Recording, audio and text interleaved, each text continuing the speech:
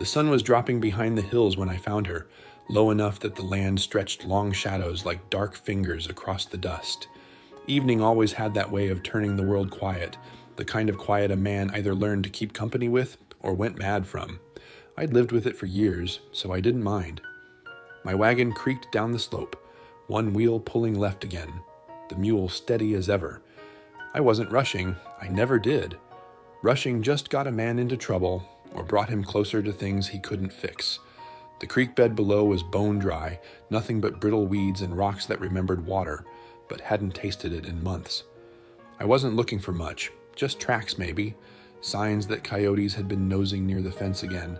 When you've only got a mule and a handful of chickens, you learn to pay attention to the signs, but what I saw wasn't paw prints, wasn't any animal at all.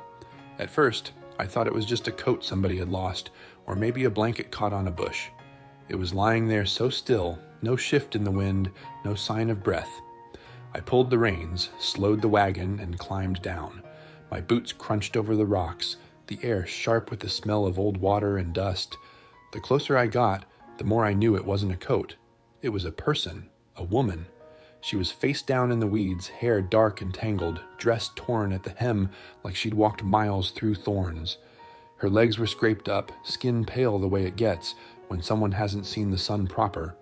One arm was bent under her, the other stretched out, palm open, like she'd been reaching for something and just gave up halfway.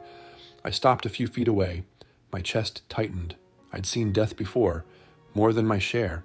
Folks talk about it like it's loud, but it ain't. Death is stillness, pure and cold. That was the first thing I thought when I saw her. She's gone. Just another body the land swallowed whole. But then I saw it. The smallest rise of her back. A breath. Weak, but there. I crouched down, studied her face. Dirt pressed into her cheek, a cut near her lip, bruises on her jaw. When my shadow fell over her, her eyes cracked open just a sliver. She blinked once like it hurt, then looked away. She didn't try to speak, didn't even try to move, just lay there like she wanted to disappear into the ground. "You hurt?" I asked her. My voice came out low, steady, not soft but not harsh either, the kind of voice you use around spooked horses. She didn't answer. Her breath was shallow, uneven. I waited, watching her, wondering if she was about to pass out or run, but she didn't do either, just kept her eyes fixed on the dirt like she was trying not to exist. I stood, walked back to the wagon, and pulled down a blanket. It was one of the few left from my wife, clean and patched where the seams had frayed. I held it in my hands for a second, thinking how this could stir up stories if anyone saw her at my place. But then again, folks in town had stopped asking me questions a long time ago. I carried it back and laid it beside her. "You can stand," I told her. "I'll help you up." Her fingers clawed into the soil like she wanted to try, but her arms shook and she slumped back down. She tried again. Failed. Tried once more. Stubborn, that much I saw. She wasn't asking for help, wasn't saying a word, but she was fighting even if her body wouldn't listen. On the third try, I stepped in, slid my arms under hers, slow and careful, lifted her like she weighed nothing at all, skin and bones, lighter than a sack of feed. Her head dropped against my chest. She didn't resist, didn't speak, didn't even open her eyes. I carried her to the wagon, set her down gentle, and wrapped the blanket around her shoulders. She clutched it without me telling her to. Still no tears, no questions, just silence. I climbed back onto the wagon and took the reins again. The mule started forward, and we rode into the dimming light. The road was rough, the air turning colder by the hour, but we didn't say a word. That silence, most folks would call it heavy, but to me it wasn't. It was just the kind that settled between two people who'd both seen too much already. I didn't know her name, didn't know where she came from or what she was running from, but I knew this.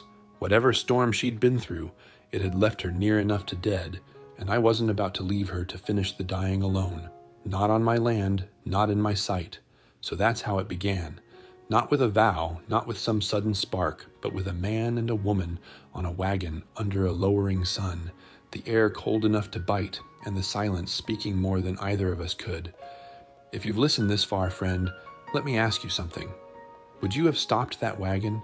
Would you have lifted her up, not knowing what kind of trouble she might bring to your door? Leave me your thoughts in the comments, because stories like this, well, they ain't mine alone. If this touched you, give it a like so others can find it, and subscribe if you want to ride along for more tales like this one. Out here, voices carry farther when folks choose to share them.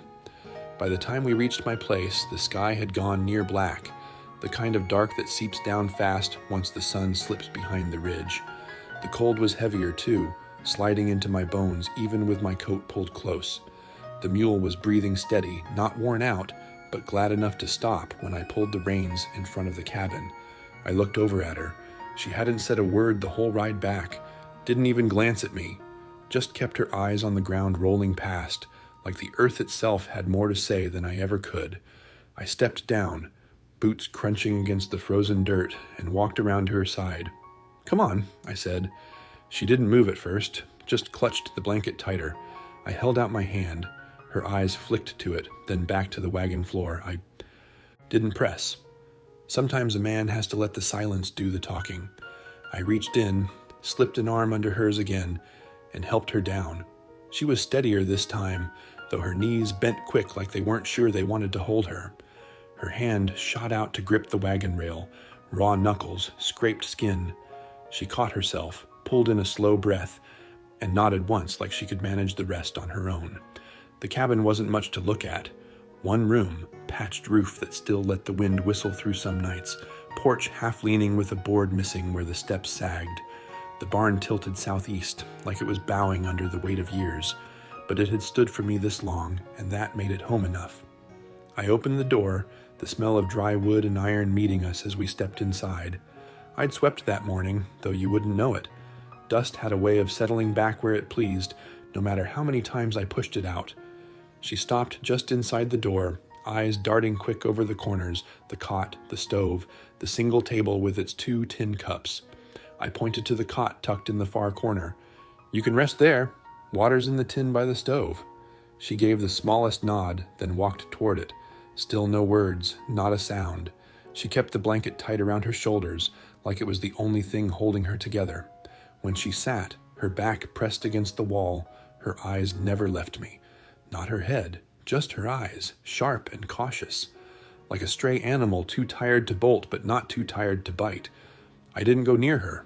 Instead, I moved slow to the stove, lit the kindling, set the kettle on, and pulled down the jar of broth mix. It wasn't much, just dried vegetables and bone scraps ground to powder, but it made hot water taste like something more than water. She needed warmth in her belly. I thought about asking her name right then, thought about asking what she was running from, what the hell she was doing out in the riverbed alone and near dead, but I didn't. People run for reasons they're not ready to speak on, and I'd learned long ago that pressing for answers only made folks shut down tighter. When the tin cup was ready, I set it on the table, not too close, just there if she wanted it. She waited a long time before she came to it. Each step was slow, careful, as if she was testing whether the floor would give way under her weight. She sat, wrapped the blanket tighter around her, and lifted the spoon. Her hands trembled as she brought it to her lips. She ate slow, pausing between bites, eyes flicking up every so often just to see if I was still there. I leaned against the counter, arms crossed, eyes on the stove. I didn't sit, didn't move closer, just watched her out of the corner of my eye. She was hungry, but she didn't rush the food. That told me something. Told me she'd gone without for long stretches, learned the hard way not to eat fast when you're starved. It tears the gut. Up worse that way. When the cup was empty, she set the spoon down gentle and pushed it away, then stood without looking at me. She went back to the cot, curled up on her side, and pulled the blanket over her head like she wanted the world gone. I let her. Sometimes rest is worth more than answers. I stayed up, listening. The wind outside brushed against the boards, carrying the dry smell of frost. The fire cracked and hissed low in the stove. She shifted once or twice, let out a sound half like a sob, but quiet enough that it might have been breath. I didn't move, just sat in the chair in the corner, rifle propped beside me like it had been for years. I wasn't afraid of her, not in the least, but habit keeps a man sharp. Hours passed that way. The fire dimmed, the air turned colder. My back ached from sitting too long in that chair, but I didn't let myself lie down. She needed someone awake, even if she didn't know it yet. Needed someone steady enough to keep watch, to prove no one was coming through that door tonight. By the time the first line of pale light slipped through the shutters, the room was quiet again. She was still curled on the cot, knees tucked up, breathing soft and even. I rubbed my eyes, stretched the stiffness from my shoulders, and looked at her one more time. She was still here, still breathing, still holding on. That was enough for me. Morning light has a way of showing what the night tries to hide. It came through the cracks in my shutters, pale and sharp, laying across the floorboards in stripes. I was already awake, though I couldn't rightly say I'd slept at all.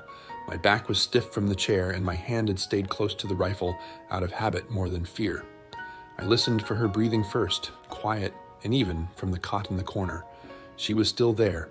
That small truth settled something in me. I stood, stretched the ache out of my shoulders, and went to the kettle. The water had gone cold overnight, so I poured it out and filled it fresh from the barrel, stoked the stove, and got the fire going again. The room warmed slow, bit by bit, the way it always did in the dead of late autumn. As the fire caught, I glanced toward her. She was still wrapped in the blanket, curled like she was trying to disappear into it. Every so often she shifted, but she didn't open her eyes. I left her be. I poured cornmeal into the pot, stirred it into a thick mush, and set out 2 tin bowls on the table. When the smell spread through the cabin, I heard her stir for real, groggy and slow. She turned onto her back, blinked at the ceiling as if it might explain where she'd landed. Her eyes finally moved to me.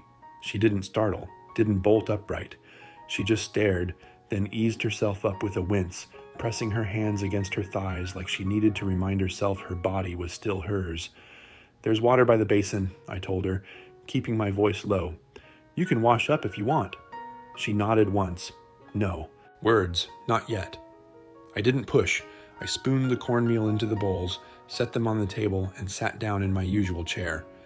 She moved slow across the room, barefoot, each step cautious like the floorboards might break under her. When she sat, she held the spoon as if it weighed more than it should, then began to eat. Careful, deliberate, pausing between bites. I watched her without staring, just enough to see how she carried herself. Hunger was there, sure, but not the kind that makes a person wild. It was the kind that comes after days of going without, where every bite has to be tested like it might vanish if you rushed. She glanced at me between spoons, not in distrust, but like she was trying to measure me, figure out what kind of man I was, whether I'd turn quick or keep steady. When the silence had stretched long enough, I set my spoon down and looked at her proper. "What's your name?" For a moment, I thought she might not answer. Her shoulders shifted, her lips parted, then closed again. Finally, soft and hoarse, she said, "Nora." She said it like the word didn't belong to her anymore, like it was borrowed. I nodded. "Nora," I repeated, just enough to hold it. "I'm Eli." She didn't respond, just set her spoon down and curled her hands around the tin bowl, holding what little warmth was left. I didn't mind the silence. A name was enough for now. After a long while, I asked the second thing, sitting heavy on my mind. "You run from someone?" That time she flinched, barely, but I saw it. Her jaw locked, and her eyes dropped to the bowl. "I walked," she said. "Nothing else, no details, just that." I let it sit. I'd lived long enough to know when a person gave you the only truth they could manage. She wasn't ready to say more, and I wasn't going to tear it out of her. I stood, picked up both bowls, and rinsed them at the basin.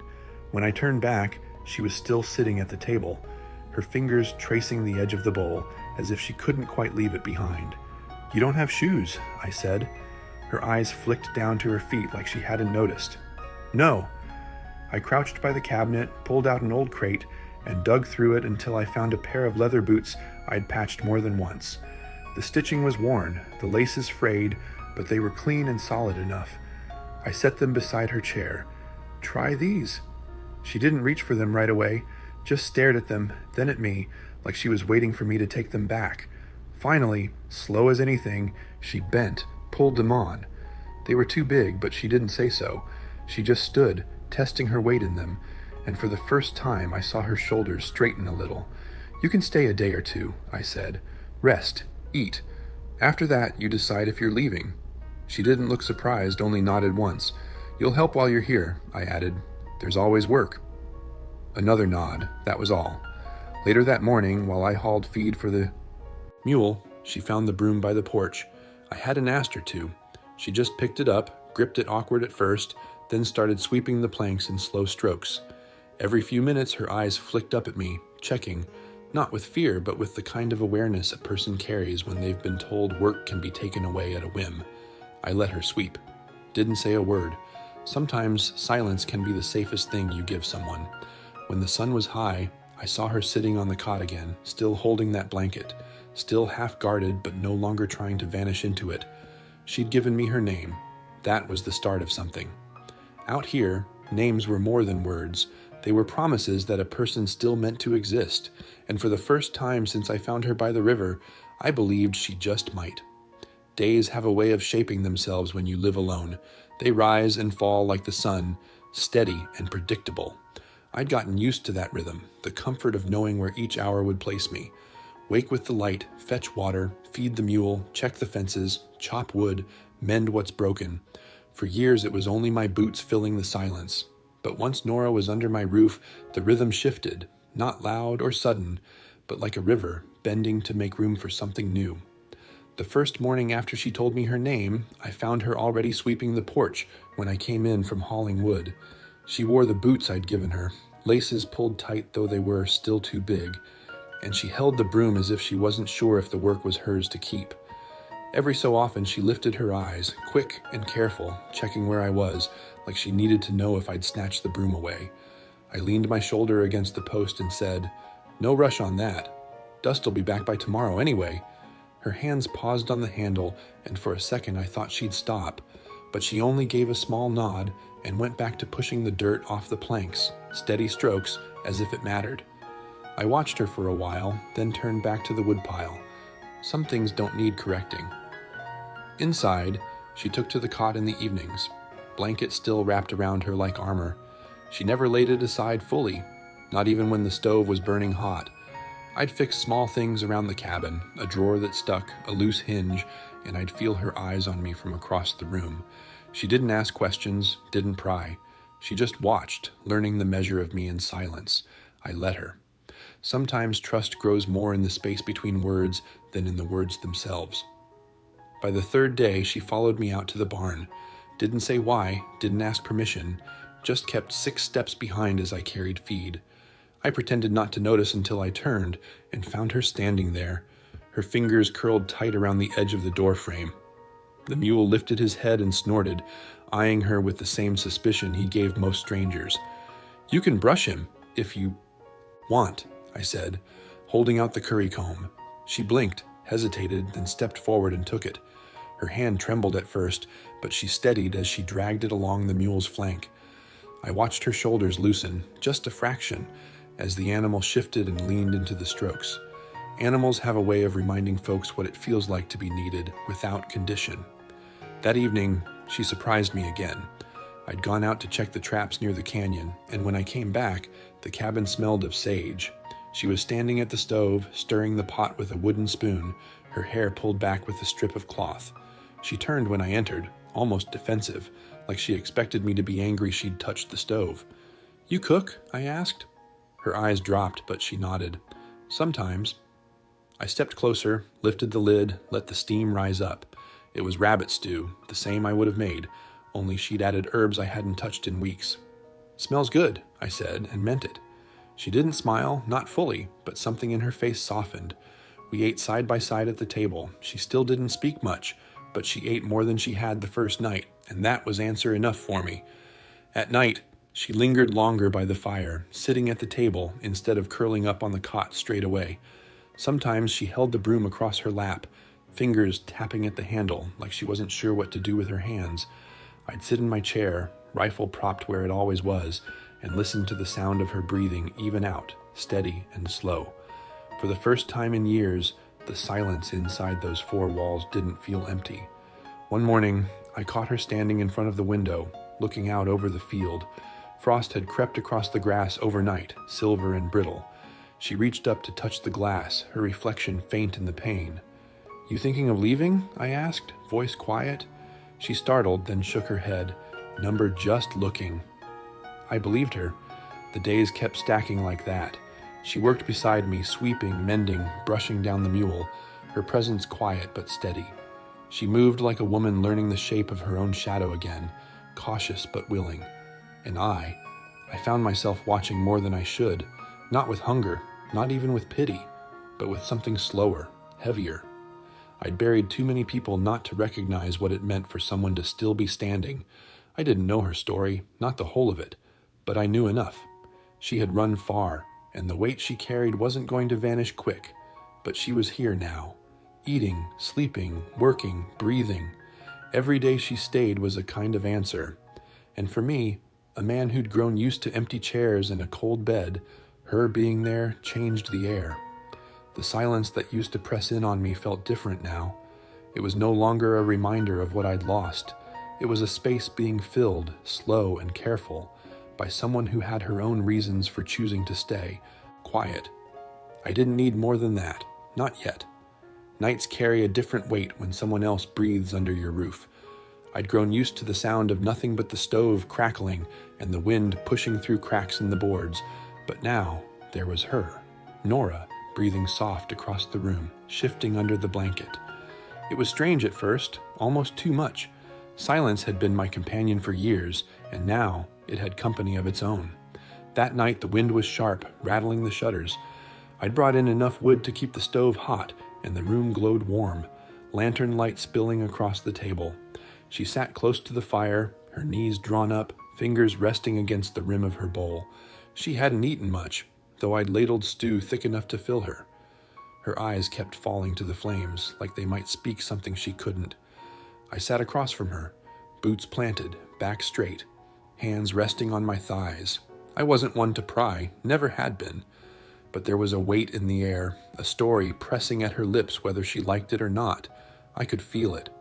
"You've been running a long time," I said, steady, not a question so much as an observation. Her eyes flicked up, caught mine, then fell back to the fire. She stayed quiet so long I thought she wouldn't answer. Then her voice came, low and uneven. "I came from the east, a farm." She paused, breathing in shallow. "I ran because my husband, he didn't stop." The words cracked, and she pressed her hand against her mouth like she could hold them in. I didn't speak, didn't ask more. I just nodded once, letting her know I'd heard. She dropped her hand and stared at the fire again, her eyes glassy in the glow. "I was tired," she whispered. "Too tired to keep going. I thought maybe if I lay down by that creek, I'd just vanish." I swallowed hard. The truth in her voice hit deeper than I expected. I knew that tired. I'd carried it myself after burying my boy. There's a kind of weariness that doesn't touch the body, only the soul. I leaned back in my chair, my throat tight, and said, "You didn't vanish." She looked at me then, really looked, her eyes searching my face. "No," she said finally. "You stopped." I nodded again, slow. I'd buried enough people to know better than to leave one lying in the dirt.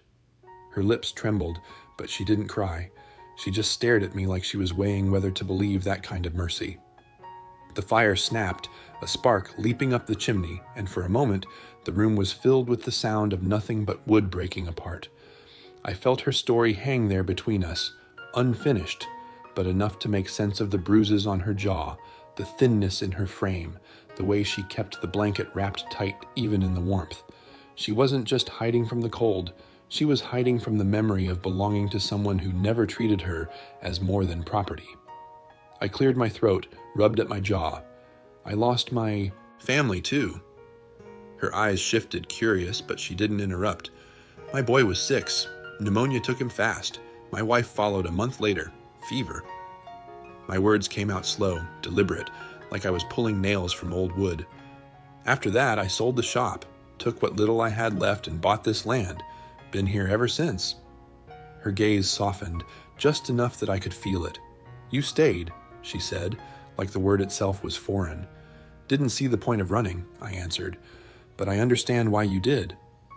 The blanket slipped from her shoulders a little, and she didn't pull it back up right away. For the first time since I'd found her, I saw the skin of her collarbone, sharp and fragile, the mark of too many days without food. She shifted in her chair, leaned forward, elbows on her knees. I don't know what staying means anymore. Means you're alive, I said simply.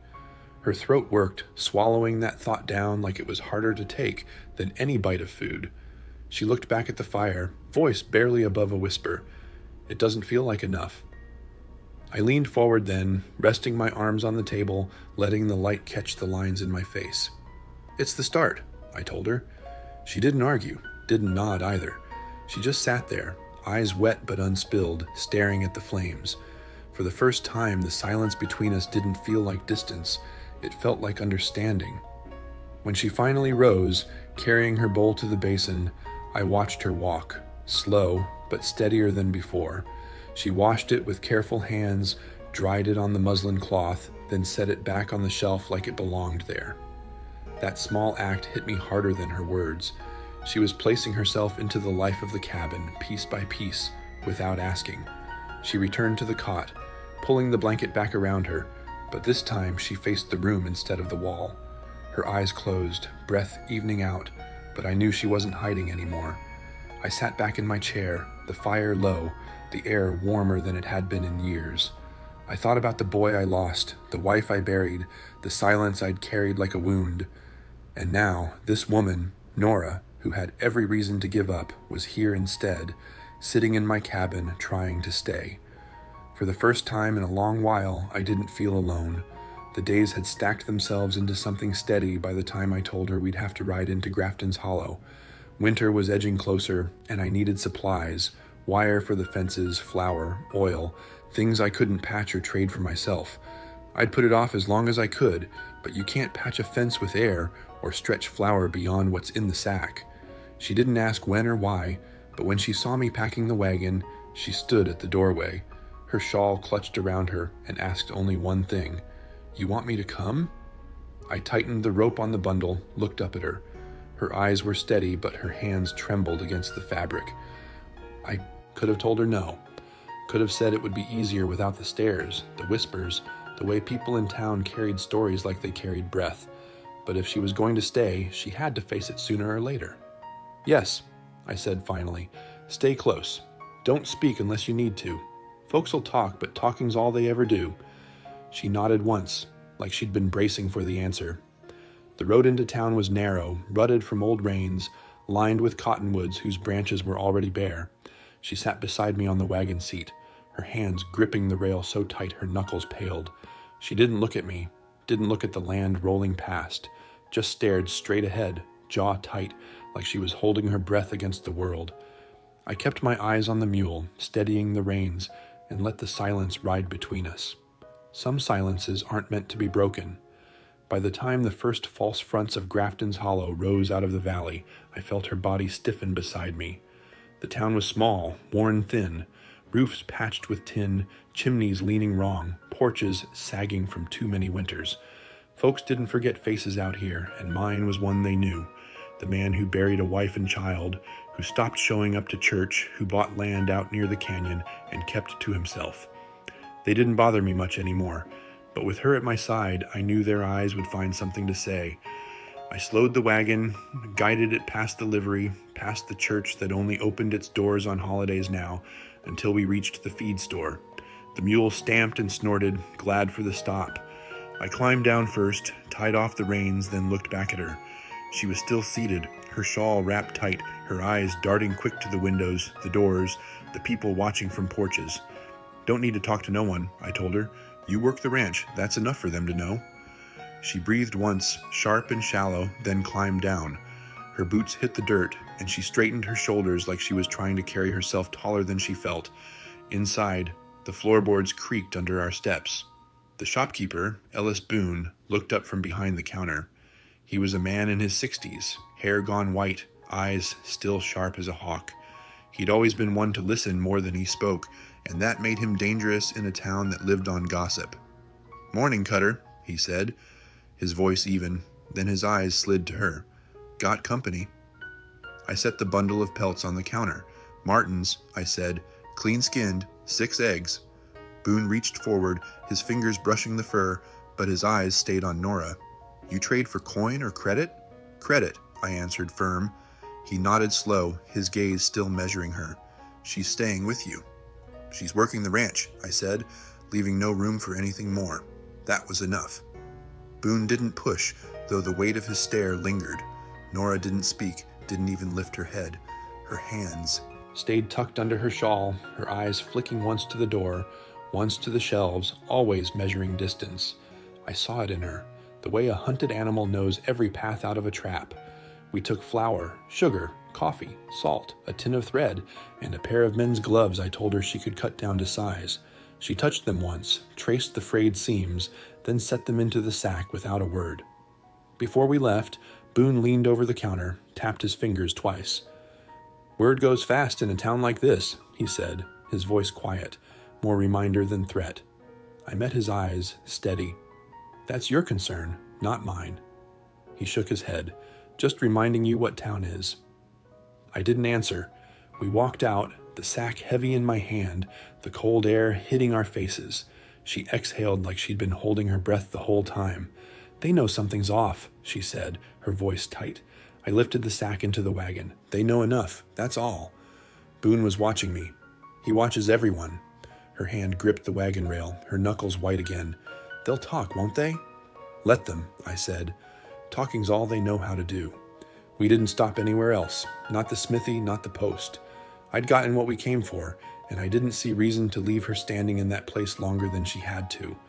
As we rode out, I felt her eyes on the buildings behind us, the people half hidden behind curtains and porch rails. "How long until they stop wondering?" she asked. "They never do," I told her, but they stopped saying it out loud. She went quiet then, her gaze fixed on the hills fading blue in the distance.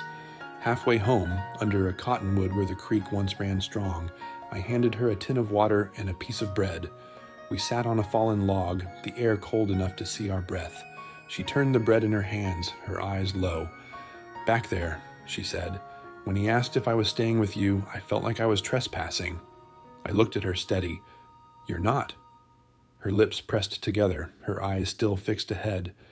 I never thought I'd end up with someone who didn't want something in return. I wiped my hands on a rag, stood and looked down at her.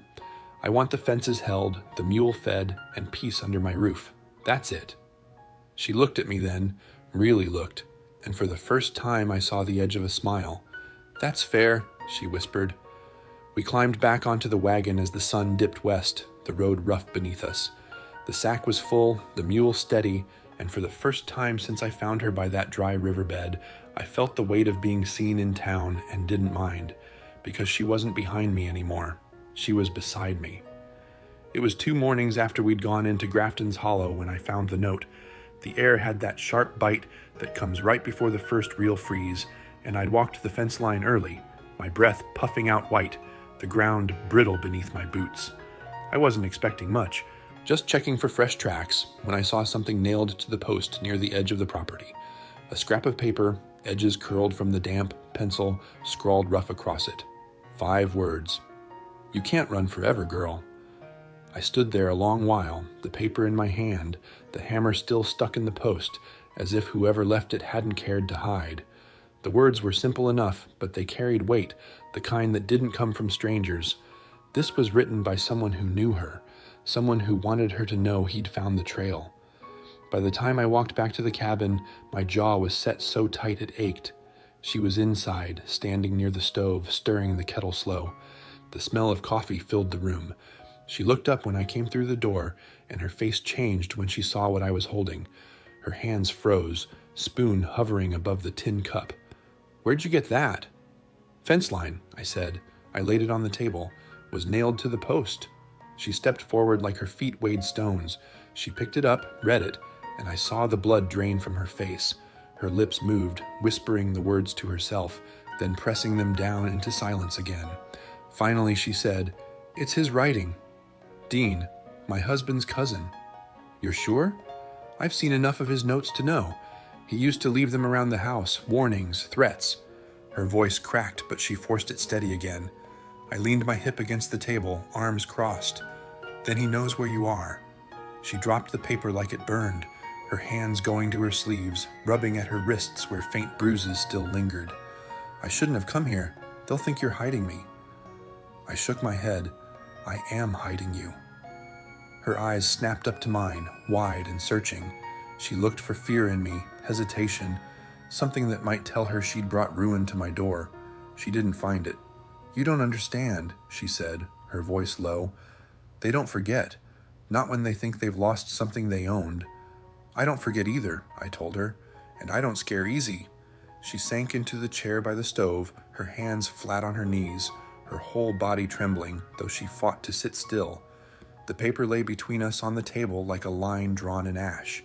That night, I took down the rifle from its place on the wall, laid it on the table, oiled the barrel, cleaned it slow. The sound of the brush scraping the bore filled the room, steady and calm. She sat nearby, sewing the last patch onto a pair of gloves, her hands working small stitches while her eyes kept flicking to the rifle.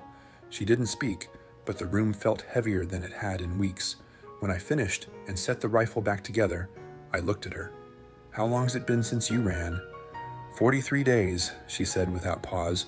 "I've been counting every morning." I nodded. That made sense. A person running marks time differently. They left bruises where folks wouldn't see. "Them," she added, voice trembling now. "Neck, ribs, back of my legs. Said I was too quiet to trust, like I owed them noise." I stared at her, not with pity, but with a kind of anger that didn't burn fast. Mine sat deeper, heavier, the kind that waited for the right time to show itself. "They show up here," I said, my voice flat. "They don't leave standing." She looked at me, her eyes glistening in the firelight. "I don't want them dead." "I didn't say I'd kill them," I answered, "but they won't take you back." Her chin trembled, but she nodded once. That was enough. The next morning I rode into town. I didn't tell her until I was already saddling the mule. "I need wire, oil, and flour," I said. She knew there was more to it. She only nodded. The store was quiet when I arrived, half full, the stove smoking in the corner. Boone looked up, his sharp eyes narrowing when he saw me. I set my things on the counter and leaned close enough that no one else could hear. "You seen anyone new in town?" He nodded slow. "Stranger 2 nights ago. Didn't give a name. Bought whiskey. Smoked behind the stable, rode off before daylight." "What did he look like?" "Lean, tired, face like he was hunting something." Boone paused, studying me. "He say the name Dean?" "No," Boone said. "Didn't say much at all, but he wasn't passing through.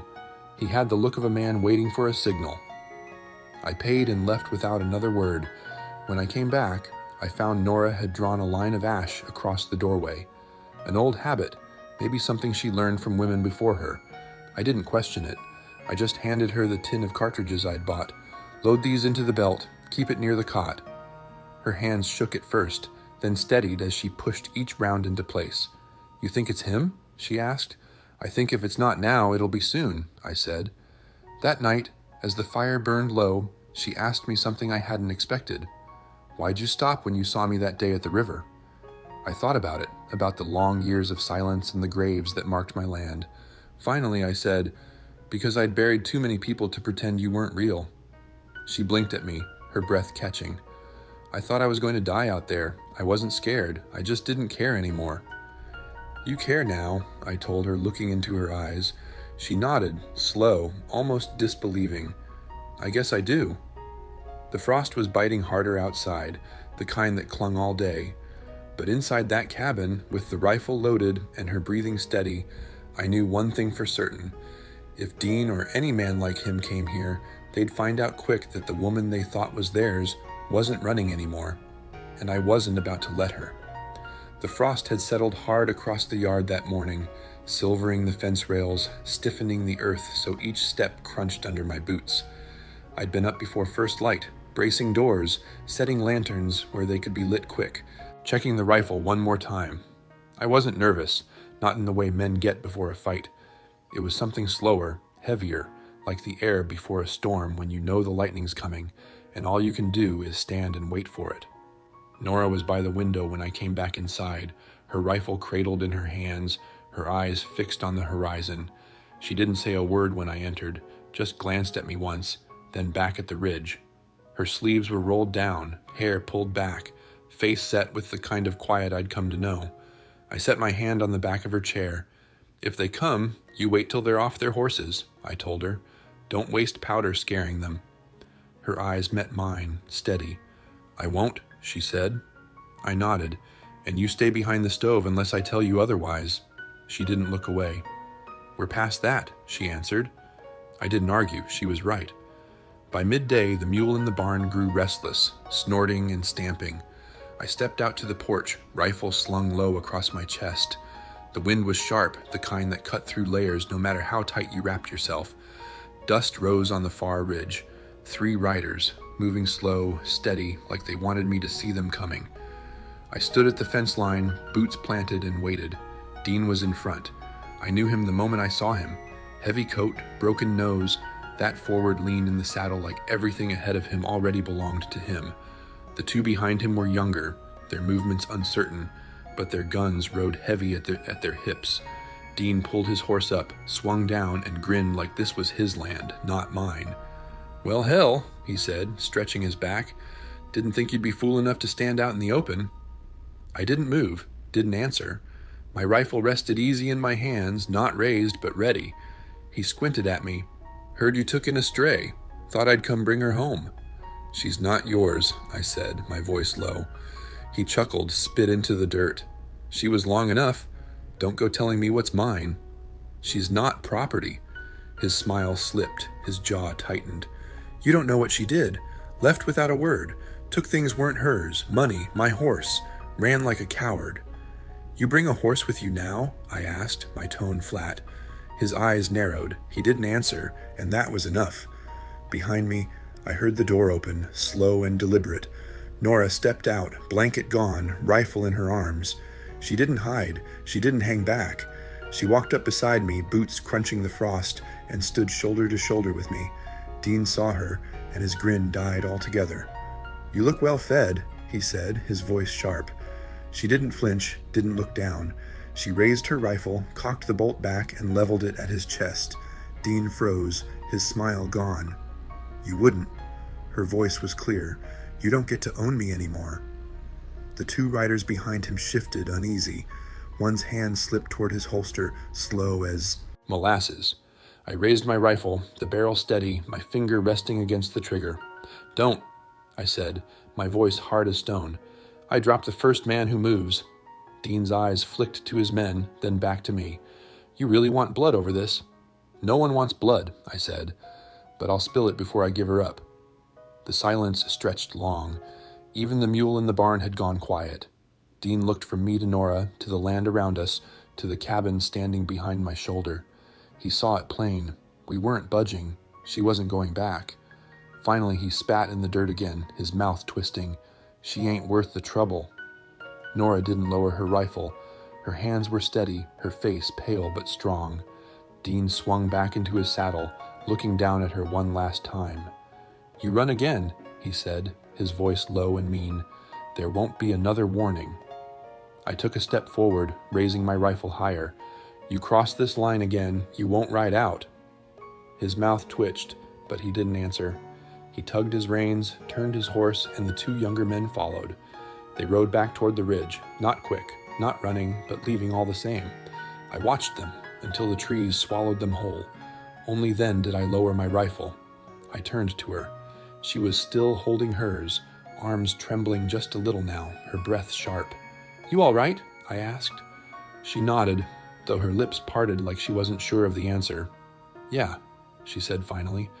I didn't think it would feel like that. Like what? Like it wasn't just fear anymore. I gave her a slow nod. That's how you know it's over. We stood there a long while, side by side, the frost glittering around us, the silence deep but not empty. For the first time since I found her, she wasn't running, and for the first time in a long while, neither was I. After Dean rode off that day, the air around the cabin felt different.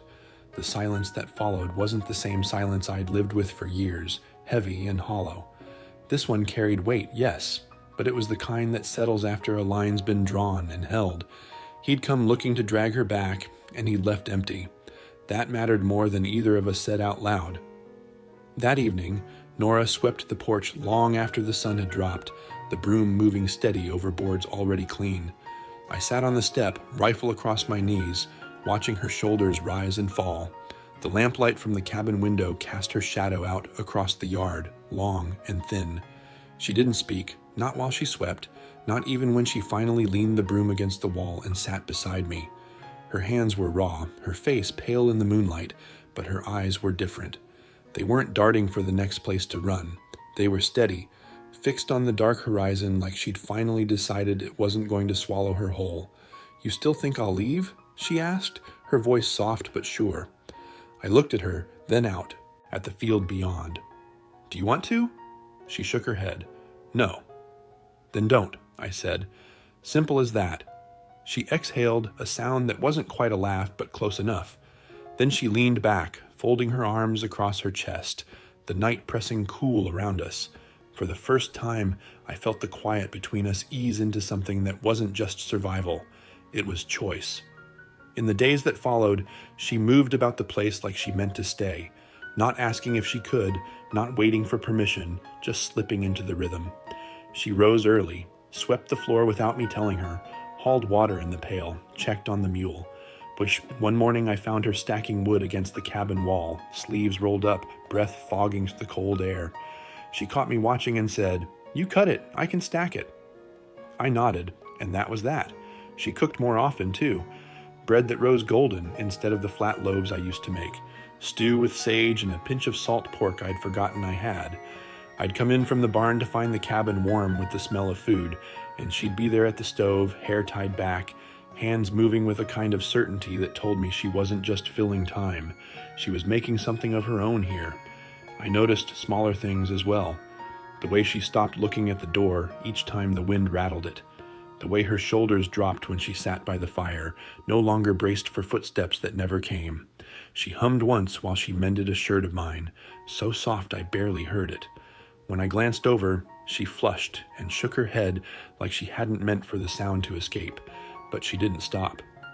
One afternoon, we rode back into Grafton's Hollow. The sack was near empty, and the mule needed feed. This time, she didn't sit hunched in the wagon. She sat upright, scarf pulled snug against her chin, eyes fixed ahead. People still watched when we arrived, but she didn't lower her head. In the mercantile, Boone rang us up, and when he asked for a name to put on the ledger, she spoke before I could. "Nora Cutter," she said. The sound of it hit me harder than I expected. She didn't look at me, didn't wait for approval. She just said it, steady and clear, like she'd been holding it in her mouth until the moment was right. Boone lifted his brows but didn't say a word, wrote it down and moved on. On the ride home, I kept my eyes on the road, but my chest felt heavier, fuller somehow. I wanted to ask her if she meant it, if she'd taken my name for protection, or if it was something more. But I didn't. Some truths don't need prying. They reveal themselves in their own time. Back at the ranch, she unpacked the sacks without hesitation, setting coffee on the shelf, flour in the bin, boots by the door. She moved through the cabin as though it was hers to tend, and for the first time I realized it wasn't just mine anymore. That night, we sat at the table with the lantern burning low. She mended one of my shirts while I sharpened a knife. The fire popped in the stove, warm air filling the space that once felt endless. She looked up at me, needle paused mid-stitch. "I thought it would take something big to fix me," she said quietly. I set the knife down, met her eyes. "Doesn't take something big," I said. "Just takes someone not leaving." Her throat tightened and she nodded. She bent back to her sewing, but I could see the way her lips trembled, the way her breath caught before she steadied it. She didn't answer, but she didn't need to. Later, when I stepped outside to check the yard, I looked back through the window. She was still at the table, lantern light soft against her face, the shirt in her lap, her shoulders square. And it struck me, this wasn't a woman passing through anymore. This was a woman choosing to stay, day after day, thread by thread, stitch by stitch, until the cabin wasn't just mine, but ours. And I knew then, as certain as I knew the weight of a rifle in my hands, that no man alive was going to take her from here. When I look back now, I hardly recognize the man I was before Nora stepped into my world. I'd carved out a life of silence, telling myself it was enough, that the ache in my bones and the emptiness in these rooms were just the way of things. I told myself I didn't need more, that I didn't deserve more, and maybe I even believed it for a time. But then she came, half broken and worn, carrying fear in her eyes and fire in her soul, and everything I thought I knew began to unravel. I've learned something in all of this. Survival will keep you breathing, but it won't keep you living. You can spend years patching fences, stacking wood, and cooking just enough to get by, and still be nothing more than a ghost moving through your own life. That's what I was, a man surviving. But when Nora chose to stay, when she stood her ground against the man who wanted to drag her back, when she lifted her chin and spoke my name in that mercantile, it was like watching someone stitch color back into a world I'd let turn gray. I didn't realize how much I needed to be chosen too. She wasn't here out of debt or fear or chance. She stayed because she wanted to, and in her choosing, I found something I hadn't felt in years: belonging, real belonging. Sometimes at night I lie awake and listen to the small sounds she makes as she breathes beside me.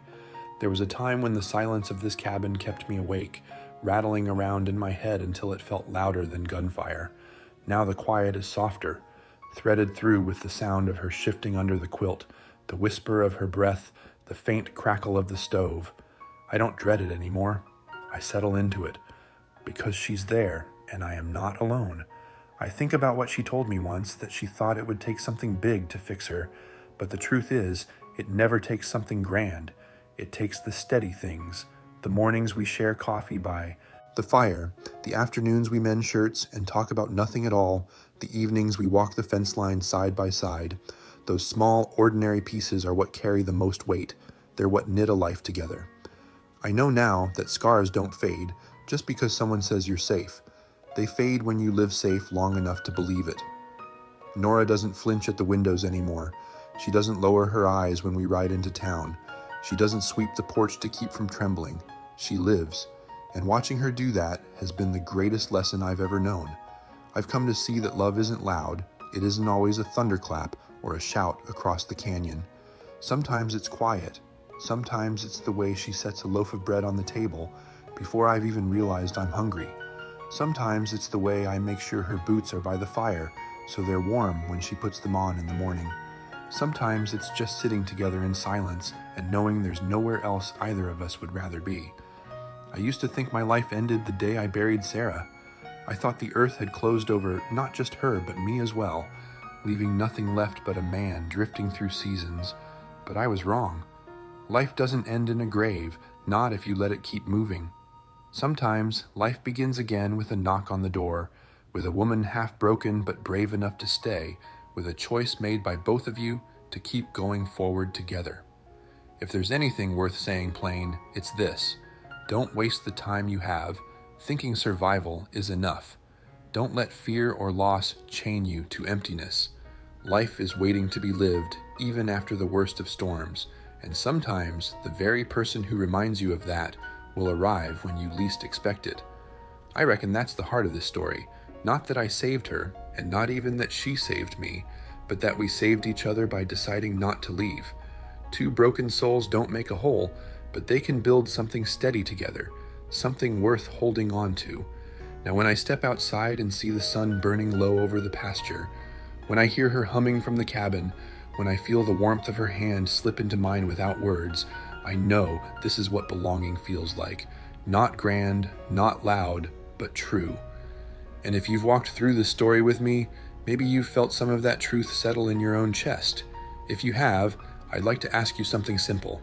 Leave me a comment, tell me what part stayed with you, share it, so maybe someone else who needs to hear it will. And if you felt the weight of this quiet love, I'd be grateful if you'd like the video and follow the channel.